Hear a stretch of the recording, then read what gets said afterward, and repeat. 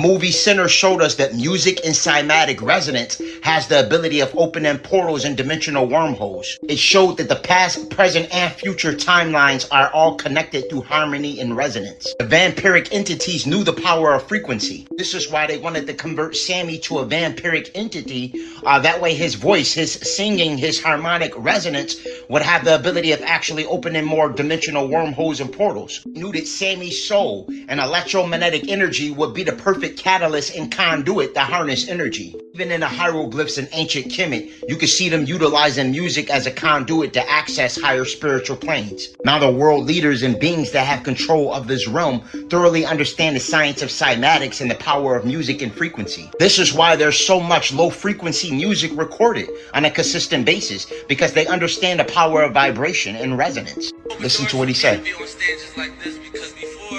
I wasn't on stages like this. I was on rap stages rapping about, violence and guns. That we get paid to rap about that stuff. They actually pay us more when we rap about more ignorant stuff. So I make sure I even align and come talk on stages like this. Now the same thing that the leader of the vampires actually did with Sammy in regards to wanting to utilize his avatar as a conduit to open up portals to harness more archonic vampiric forces through.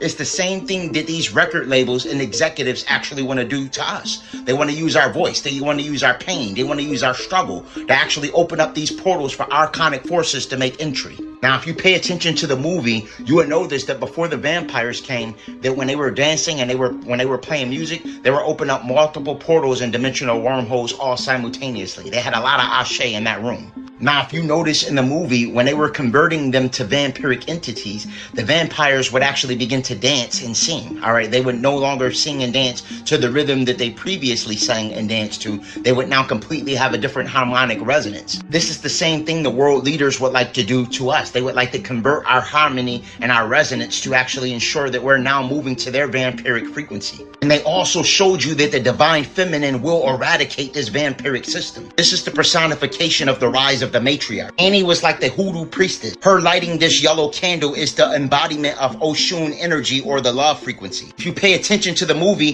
the divine feminine, the grand matriarch, was the only one that actually knew how to eradicate these vampiric entities. She was the one that knew that they wasn't haints or boohags. She understood that they were vampiric forces that actually needed certain ways to be exterminated. She was actually my favorite character in a movie. She was very resilient, and she even told her man that if the vampires happened to convert her by chance and get a hold to her, that she want him to take her out. All right, she don't want to give them the pleasure of actually having her soul. And when the vampires did end up getting a hold to Annie, at that particular point in time, he had to immediately learn the art of detachment. Annie made him aware that life doesn't stop after you transition in a physical body. This is because energy doesn't die, it only recycles. My opinion, this movie was 10 out of 10. If you haven't seen it, I highly recommend checking it out.